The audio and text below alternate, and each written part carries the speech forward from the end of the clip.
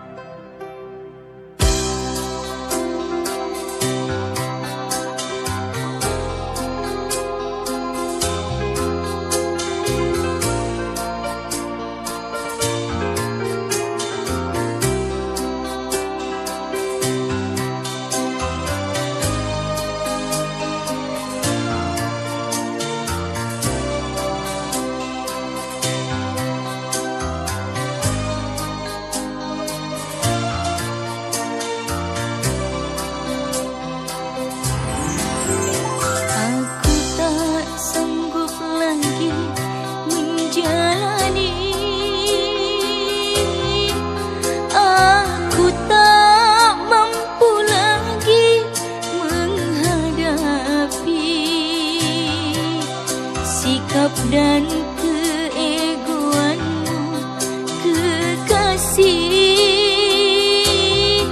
yang selalu mau menang sendiri. Aku selalu sabar menjalani, aku selalu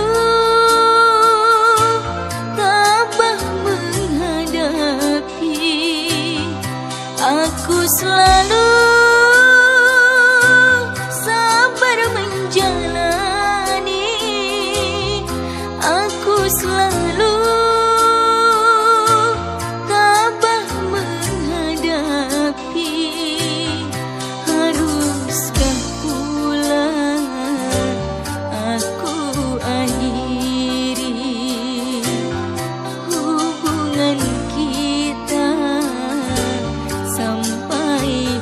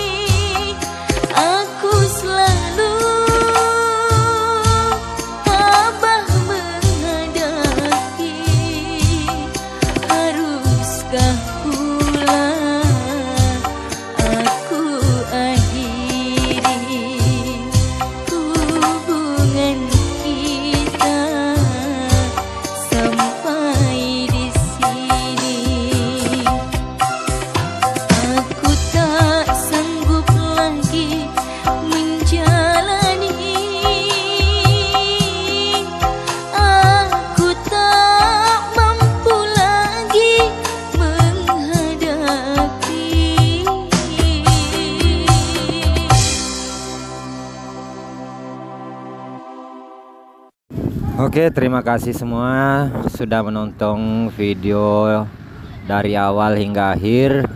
Saya keliling-keliling tadi dan bertemu ke Ancu di persimpangan lampu merah, dan di sini saya sudah tiba di lapangan Andi Jamak Belopah. Jadi nantikan saja video-video selanjutnya ya.